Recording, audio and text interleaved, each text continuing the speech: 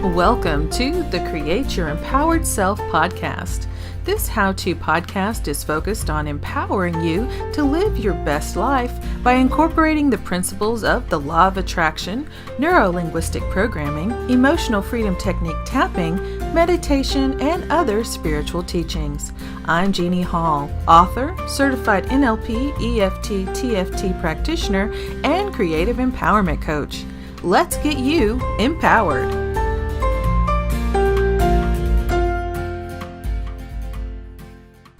Hello and welcome to the Create Your Empowered Self podcast. This is Jeannie Hall, your host, and this is episode 45, Excited Nervousness. So excited nervousness is a very powerful emotion. It's that pleasant chill going up your spine. It's those goosebumps that make you shiver when you're not in the least bit cold. It's an indication, a sign, that whatever direction you've been thinking about heading in is the right one. And there's this exercise that I love to do with my clients, and I call it Future You. I even did a podcast on it back whenever I was doing my Writing in Your Jammy show, and it's episode 42, Future Gazing, and I'll link to that in the show notes. But this exercise is all about imagining yourself in the future. And I've talked about that more than once on this podcast. Let's say that you're imagining yourself a year from now or maybe 5 years from now. And you've already manifested everything that you're dreaming about in your life right now. So think about that for just a second. All of your dreams coming true. All of them. Better yet, they have come true already, past tense. If you knew for a fact that everything you want could be yours for real in that amount of time, if I could guarantee that, how would you feel? Just imagine it. Of course, I can't guarantee that, but if I could, if anyone could, how would you feel about that? Maybe thrilled, exhilarated, maybe relieved, maybe nervously excited. Let's say the road to that version of your life was laid out right in front of you. And anytime I think of this analogy, I always think of that poem, Two Roads Diverged in a Yellow Wood. 10 points to Gryffindor if you can name the poet. And put it in the comments or in a review and I will send you a freebie for real. But let's say this is you and you're on this path that diverges into two paths. And of course, the name of that poem is The Road Less Traveled By. And what it's really about is the choices we make. We all have free will, all of us. And we get to make choices throughout each day. Even if our choice is to maintain the status quo. And that's something so important to remember. A lot of people will refuse to make a choice. And they have to realize, it's very powerful to realize, that in and of itself is a choice. I remember several years ago I used to watch that show Survivor. I'm not even sure if it's still on. But years ago we watched it and I forget where they were. But there were this older woman and a younger girl and this older man were basically in this challenge, and the two women had to choose on who they had the choice on who was going to go forward. So they had to either vote somebody out, one of them out, or let random chance decide. And because they were all friends, they were all allied together in this tribe, they couldn't make a decision. They said, no, you choose. No, you choose. And they couldn't choose. They refused to choose. So what ended up happening was it was like a roll of the dice or something, and they ended up getting the older man getting voted off because they didn't choose. Now, here's the thing. They might not have actively chosen, but they still made the decision. Because when you don't make a decision, you're still making a choice. If you choose not to act, then you're choosing to stay where you are. And that's what people don't always realize. Now, if you're happy with that, if you're happy with your status quo, that's fine. But in the case of that Survivor episode, and in the case of most of us, what we really want is happiness. And we think of all these different ways that we can be happy. But if you refuse to step forward on it, you refuse to make a choice, then you are making the choice.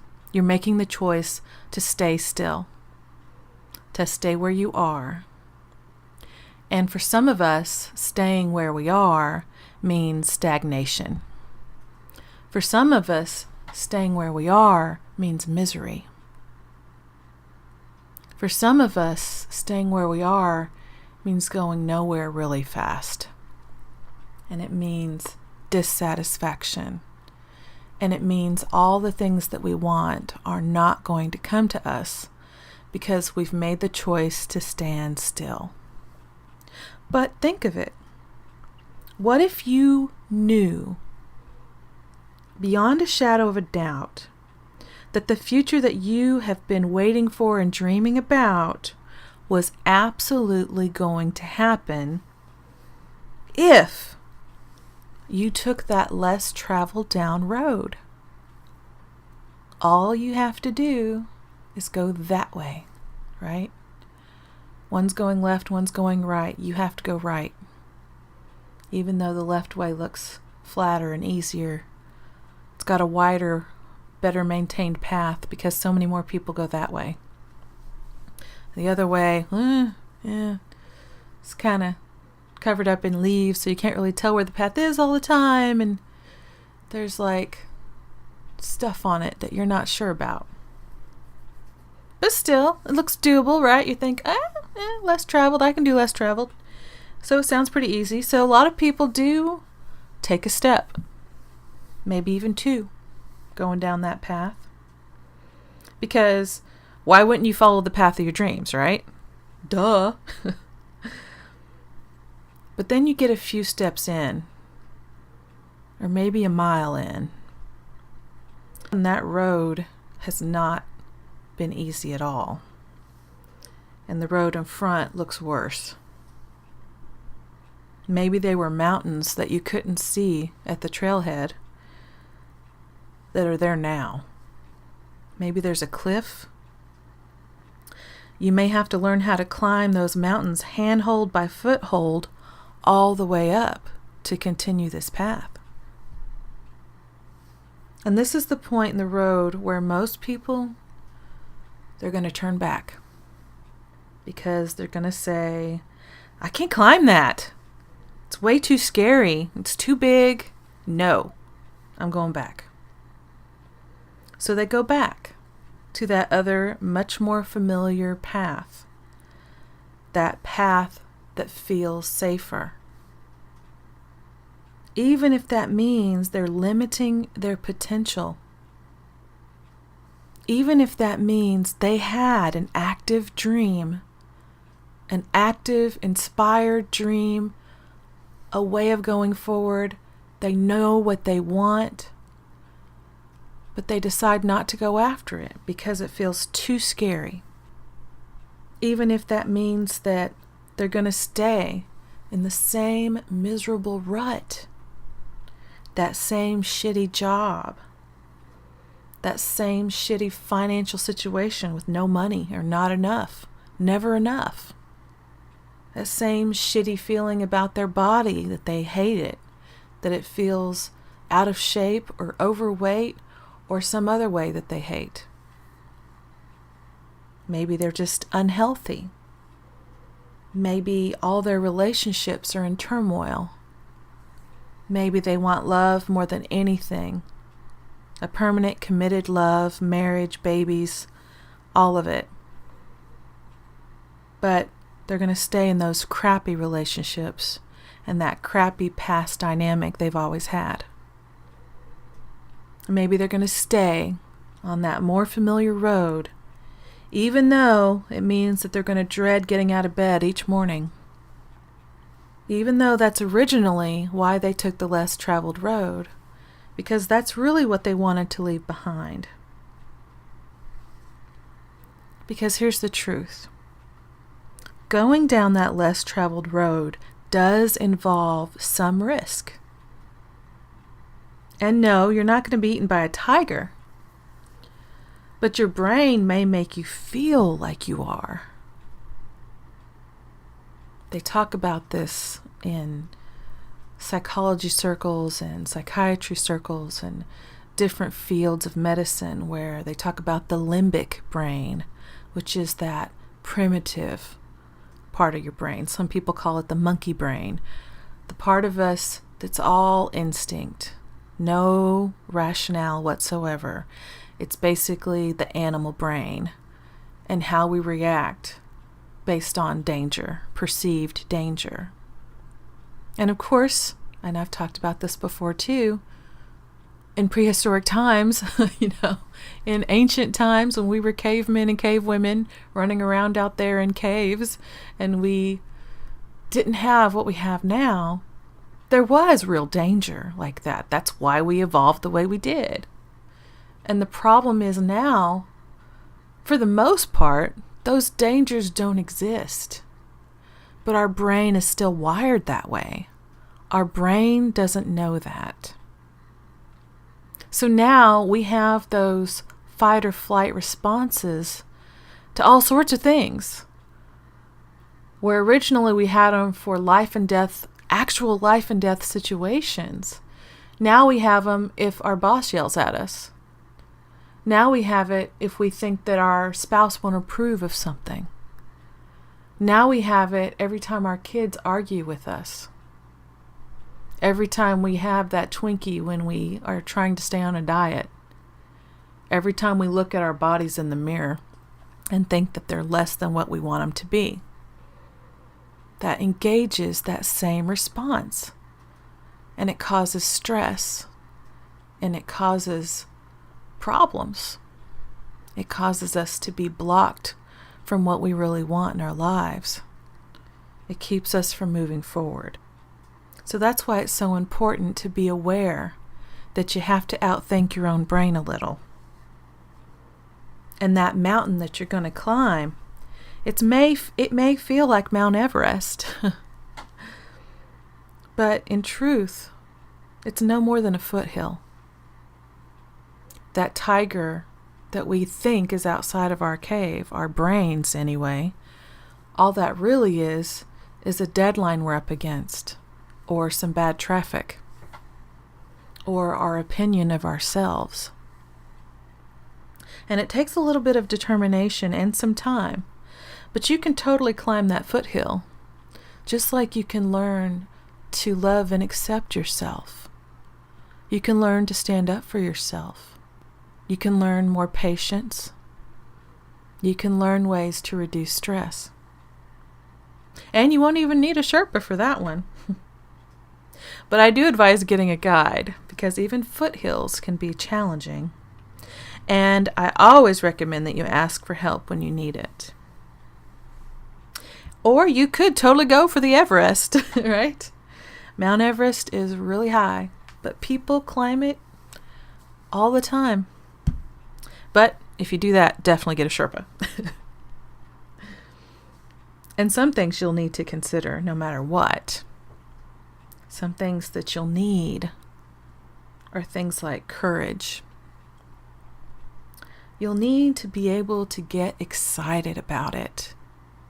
You'll need to be able to persevere, especially when you run into roadblocks, when you run into that crevasse trying to climb that Mount Everest. Or maybe it's just that you're exhausted and you gotta persevere to keep going. Because you're gonna doubt yourself sometimes. You will. And you'll wonder if you're good enough, smart enough, deserving enough. You'll remember every person in your life who ever laughed at you or ridiculed you or put you down. But if you make the decision to keep going, even if it's only at a crawl, if you decide that you're not letting any of that bullshit stop you, then you will succeed. It's just a matter of time. When you start down that road less traveled, you'll need to continue to make decisions. You'll need to decide whether or not to get help, and if so, when. You'll decide what action you're going to take at what time. And sometimes you might go off on a side route that gets you a little lost. But if you have faith, if you're open to your inspiration and intuition, if you're willing to make decisions from a place of feeling good rather than feeling confused or desperate, then you'll get there. All those successes you see out there, and by the way, there are more all the time, walked that less than traveled road. For every Oprah and Tony Robbins, there's someone sitting in a small town, in their office, in their house, or in their basement, building a business. Maybe they're writing book after book. Maybe they're helping people. Maybe they're buying a shop. Or maybe they've just decided to make a change. Maybe they've decided to lose weight. Maybe they've decided to better themselves. Maybe they've decided to meditate instead of stressing out before they get in their car every morning. Maybe they've decided they want to feel better about themselves. And so they start walking down that less traveled road.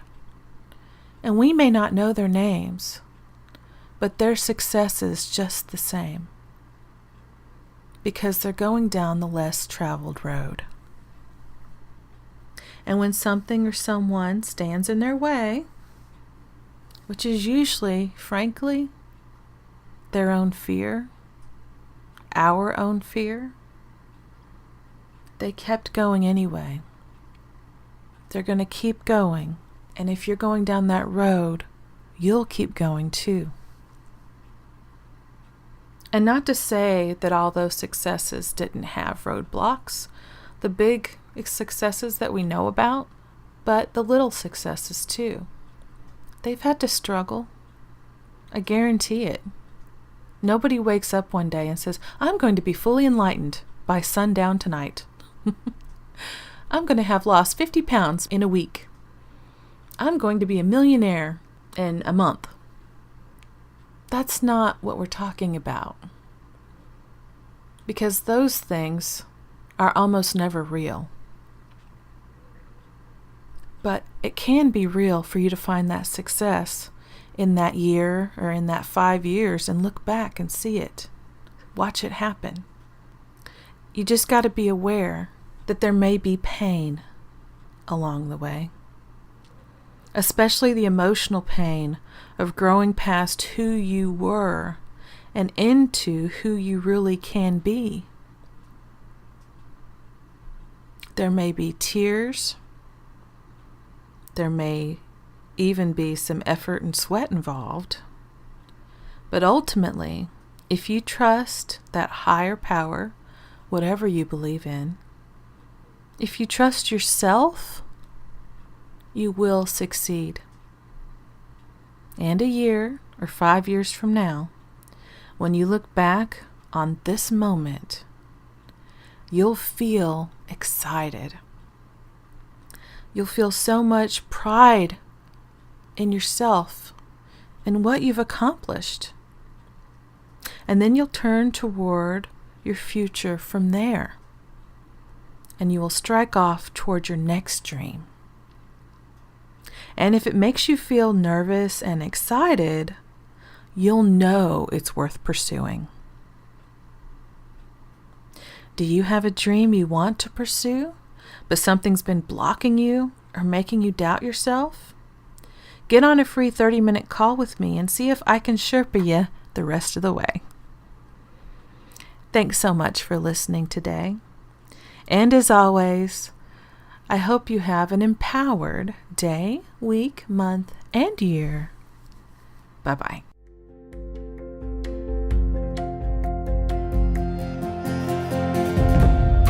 Thanks so much for listening to the Create Your Empowered Self podcast. If you've enjoyed this content or found it helpful, please let me know by leaving a review. I upload podcasts every Wednesday and Saturday, so subscribe to receive these regular updates. Now, go out there and live a more empowered life.